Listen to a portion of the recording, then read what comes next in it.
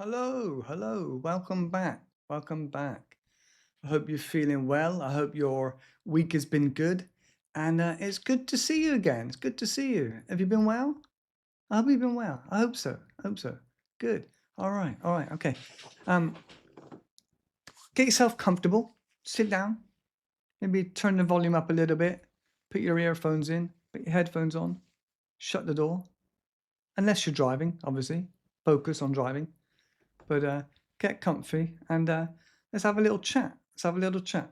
I want to talk to you today, as you've seen in the blah, blah, blah, in the introduction. Unscripted. I have some notes, but unscripted.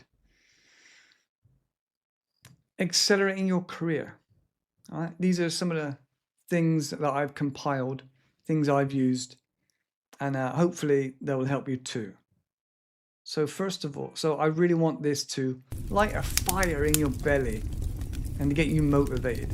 All right, just think of a fire in your belly to get you going. Stoke the fire, I might say. All right, so one of the first things I want to do is just tell you what I'm going to tell you. I'm going to briefly let you know what this video is about. So I'm going to break it down into four sections, really, four sections. The first bit is about being a motivator. The second bit is a case study. The third bit is about a killer presentation. And the fourth bit is a secret. You'll have to stay to the end. That's probably the best bit as well. You have to stay to the end for that. Right. Okay, so let's really get into it now. Apologies, I got a squeaky seat.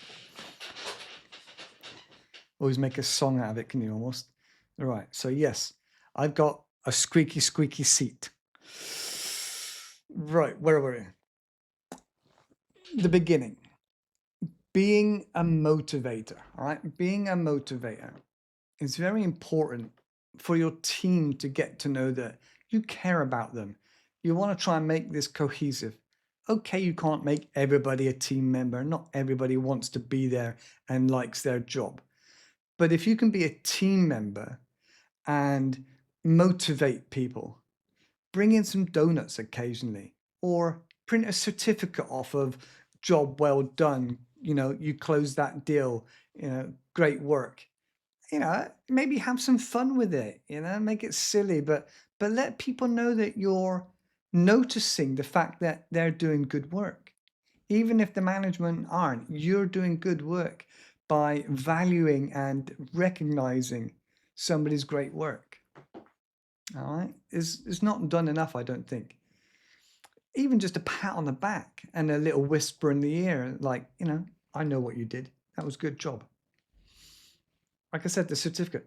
You can even get a system of like a flow chart when you're onboarding somebody or somebody asks you, oh, how did you do that thing on the computer the other day with Excel when you went to there and you did that and you did. There's there's an app, a program you can download or use, and it sort of records it and systematizes it. It's hard to say that word. Systematizes it.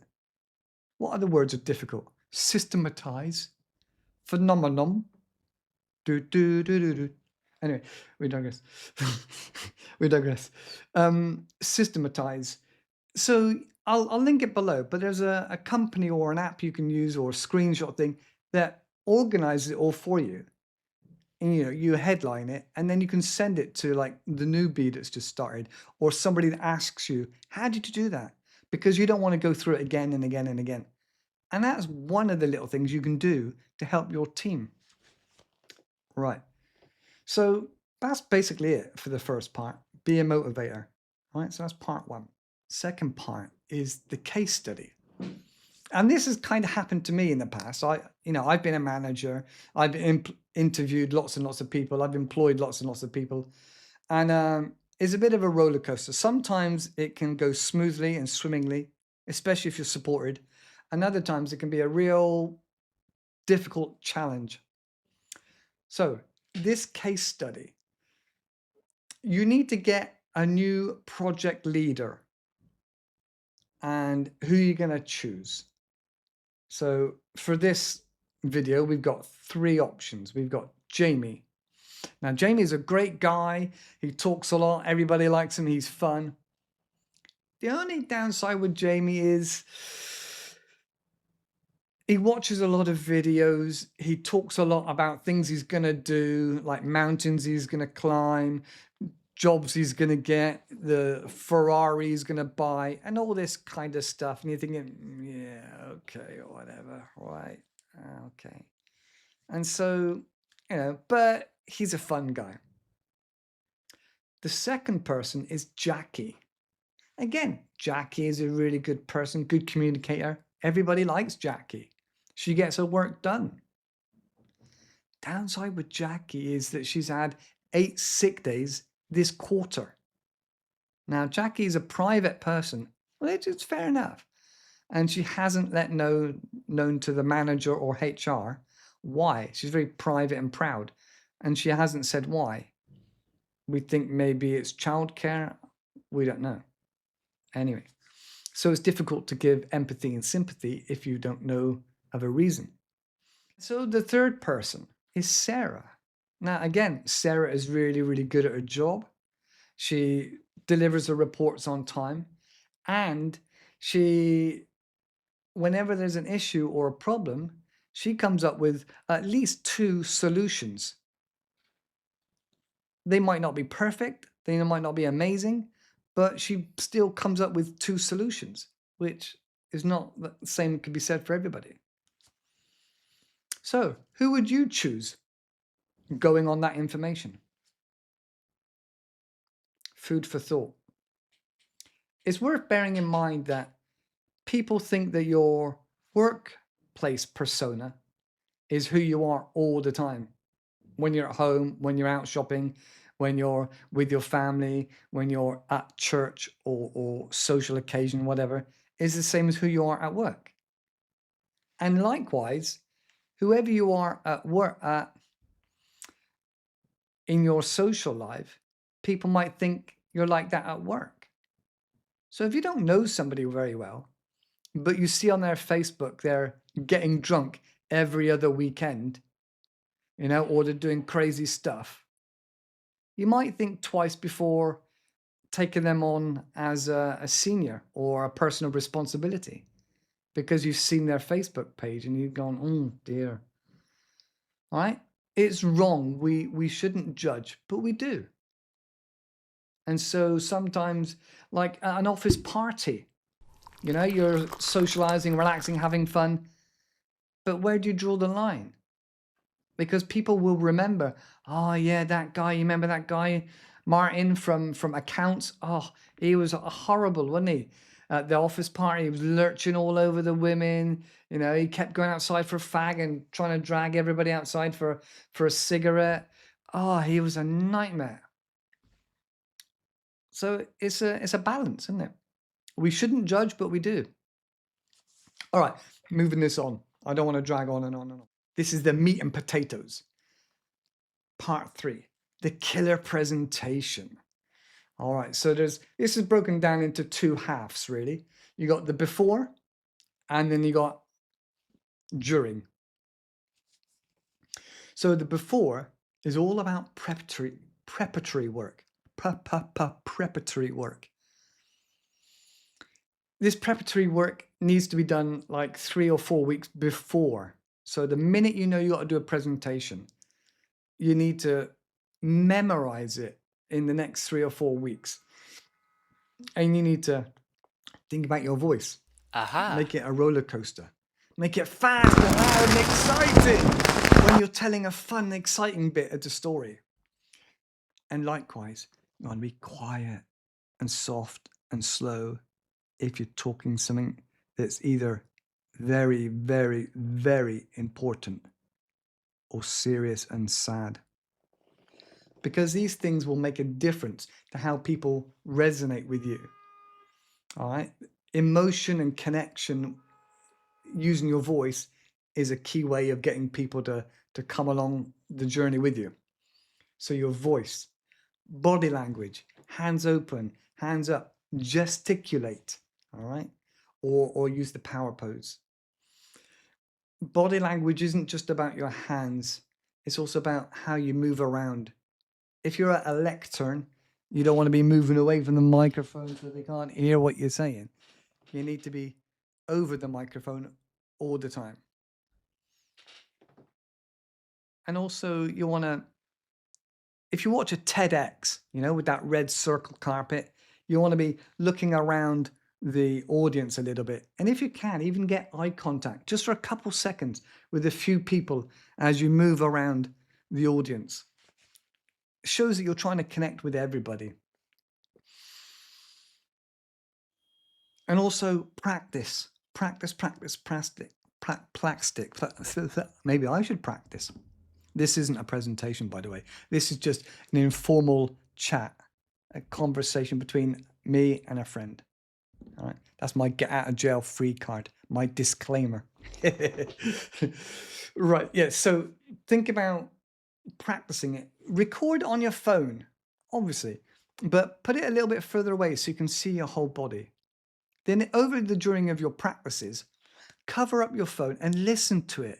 Listen to your voice. And then likewise, mute the sound and watch it to see what you're doing with your hands, your body. All right, you want to come across as engaged, interesting, and a little bit excited or passionate about your subject. So that's the first half. The second half is incorporating those important parts to a speech. Now, yes, some people are very funny naturally, but that might not be the case. It depends on your audience and your message. But what I suggest is at least these 1, 2, 3, 4, 5, these 5 aspects. Bookend. So at the beginning and at the end of your talk, presentation, whatever, make a metaphor or an image or a phrase or a quote or something at the beginning that stands out. And then you do the same at the end. And it makes the whole thing feel like a package, like it's complete, like full circle. Us humans like closure. Maybe like quotation marks, has quotation marks at this end and this end. A sentence have a capital letter and a full stop. We like things to feel complete and finished. That's kind of naturally as we are. It's a bit like that Marco Polo, or when you knock 3 times, it just feels right. That's why in a lot of sentences and conversations, we give 3 examples or 3 reasons. 3 is a really nice number. But anyway, closure. Our brain naturally wants that to be closed. Right, I'm rambling on. Yeah, don't ramble. Bookend. Foreshadow. Foreshadow, that's quite important. I did that at the beginning. Told you a brief overview of my points of what I'm going to talk about. Helps people remember and focus where we're going. Stories. Now, going back to TEDx, you almost always hear them talk about a story. And I suggest you put in at least 1, maybe even 2. A story connects you emotionally, and even like going back as far as caveman, with caveman paintings, and around the fire, stories are shared because of emotion, and those emotions and those stories bring together the values and principles of a community, of a society. Like maybe don't cry wolf, because the Peter and the wolf, is it Peter and the wolf? Don't cry wolf, because that is the principle of why you shouldn't lie. And in that story, the boy that kept crying wolf ended up getting eaten by the wolf. And, the boy shouldn't have lied, and the villagers wouldn't have got sick of him saying it to him, shouting it 3 or 4 times. Wolf, wolf, wolf. Anyway, you get the picture. Where was I? Emotion. In 1 hour, maybe in 1 day, or maybe 1 month, people will forget about what you said. They'll forget about your presentation. People have got busy lives, lots of things going on. So that your presentation's going to be gone. But if they do remember something about your presentation, they'll remember how you felt, how they felt inside, how you made them feel. If you can make them feel connected, emotionally connected, and sharing that eye contact and that feeling, you're much more likely to get your story, your message, your point across and stick with them far longer. And that's what it's about, getting the information to last longer in that person's memory. So that's number 3. Number 4, call to action. You've all heard this before, a CTA, call to action. What is the thing you want the person to do at the end of your presentation? Do you want them to subscribe? Do you want them to turn off the lights in the school? Do you want them to buy your product? Call to action is what you put at the end, and it's a way to get them engaged again and a way to get them to hopefully do as you asked. And if they've felt connected and they resonate and they like you and they like what you said, then hopefully they will do as you ask at the end. Donate, turn the lights off, subscribe, whatever it is you ask. And then, so that's the 1, 2, 3, 4. So that's 4. The 5th one of this second part to kill a presentation, the 5th one is leave them with something.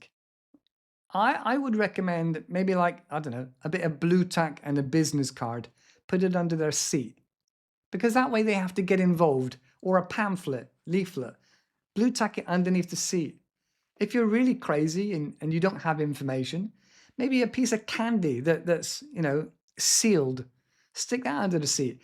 It'll make people smile, even if they don't eat it. It'll make them smile because they have to get involved, looking under their seat, finding it. If it's bubblegum, all right, just saying here, if it's really hard bubblegum under the seat, it is not part of the presentation. Okay, don't eat that. Don't eat that. That's not nice. So that would be a really killer presentation, not just having the bookend and the foreshadowing and the stories and the call to action, but actually having something left for them to take away with them, whether it's a piece of candy, a business card, a leaflet, a rose, a flower, a joke. Maybe, I'm just rambling now, but maybe even just a cracker, a Christmas cracker, but inside put the toy that you want them to find, maybe a dice or maybe your business card or whatever, because then people will pull the cracker with their friend or somebody next to them, and it's a part of fun, engaging outside of the box. All right, so that's the 3 parts. Now, this is the 4th one. This is the 4th. We did 1, motivation. We did 2, case study. We did 3, killer presentation in 2 halves, before and during. And now number 4, the one maybe you're waiting for, maybe you're not, maybe you've gone. Number 4, this is the most important one, I believe, is knowledge. Knowledge. Okay, so what do I mean by knowledge? What do I mean is that breaking this down into 3 different parts again. I like different parts, obviously, but so we've had 4 parts. This is the 4th part, knowledge. So part 1, get yourself a mentor. I've had a few mentors. You don't always gel. You don't always see eye to eye. But if you get a good mentor, and you don't have to pay tens of thousands, you can get a mentor even on Fiverr. I think my first mentor was like $100 on Fiverr. A mentor can help you see without the blinkers covering you, your biases, your guesses. They can help you understand about research and focus groups. They can help you strategize like a game of chess. All right, and where you're going wrong, where you're letting yourself down. A mentor are extremely valuable. Even Elon Musk has a mentor. All right, the second part. Know your company inside out. Go to an AGM meeting. Go to as many meetings as you can in your company. If you get to know your company inside out, get your face seen, you're much more likely to find opportunities pop up. So know your company inside out. Know your industry inside out. What else is going on in that industry? Does AI have a part to play? Does something like Brexit have a part to play, or a future version of Brexit with your country? All right. Know your industry inside out, know your company inside out, and then know your competitor. What are they doing that you're not doing?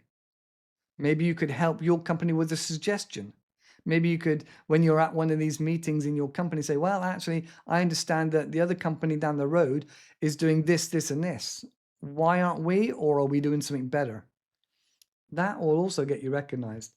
And the final point, the most important point of the whole lot,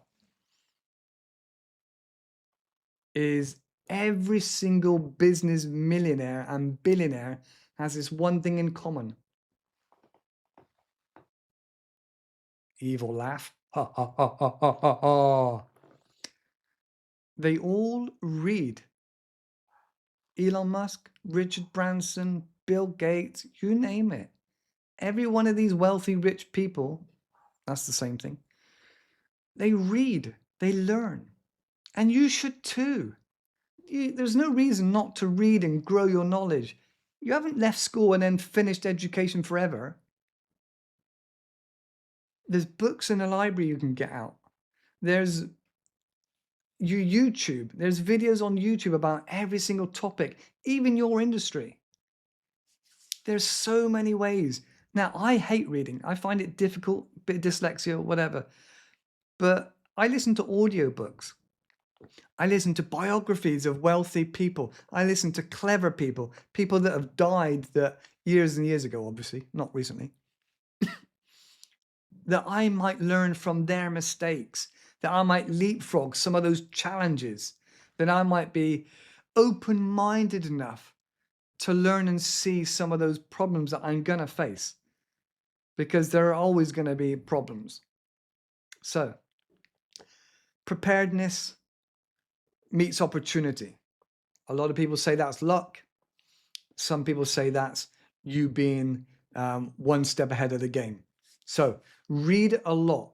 Read as much as you can. Books, YouTube videos, Stanford videos. Big universities are offering all their stuff for free.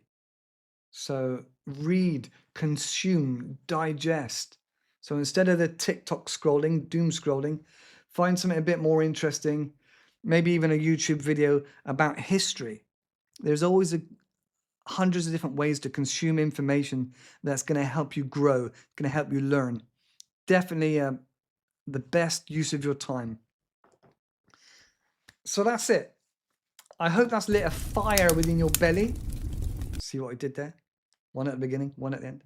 Fire in your belly. If you need a little bit more, watch. Hang on, I got two films. Hang on. Secret Life of Walter Mitty with Ben Stiller, and The Pursuit of Happiness with Will Smith. Two very good films to help you feel motivated and good about yourself and driven to do something. Hopefully that'll give you a fire in your belly. And then subscribe. Got to remember to subscribe. So many people aren't doing it. It's not helping me, guys. Come on. All right. I love you. Hopefully this helps. And that's it. See you in the next video. Thank you and goodbye for now. Bye-bye.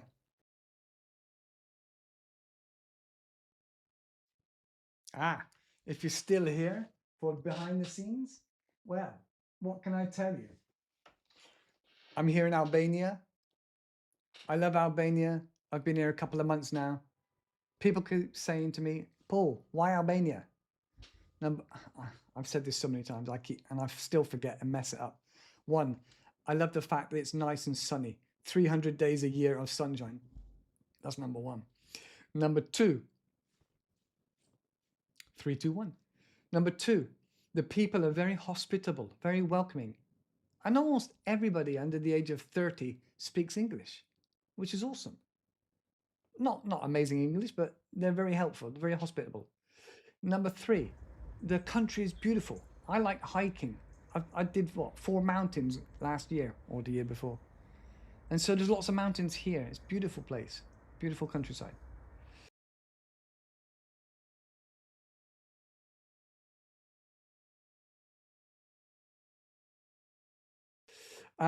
It's outside of Schengen. So I don't have to worry about the visa. Once I can get a visa and stay here long term, I don't have to worry about how long I can stay, like Brexit. So it's outside of that. So I don't have to worry about that. And number 5, it's very affordable. Financially, it's not too bad. It's much cheaper than England. All right, it's not as cheap as Cambodia, where I've lived before, but it's definitely cheaper than the UK. So that's the 5 reasons why I'm here in Albania. Like I said, the people are lovely, the sunshine's lovely. They always say, be and stay and live and go to a place that makes you happy.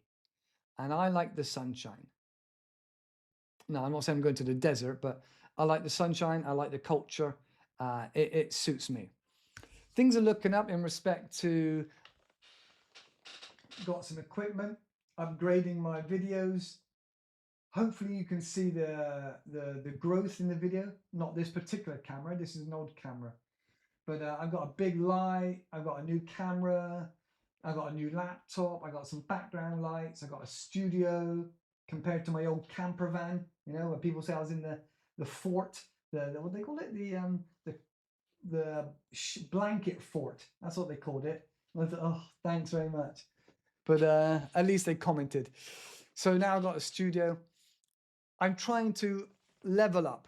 And not just that, I've got a new mentor and I'm working on a program to deliver a much better package to help other people. Looking at getting and expressing your English. Always great motivation. I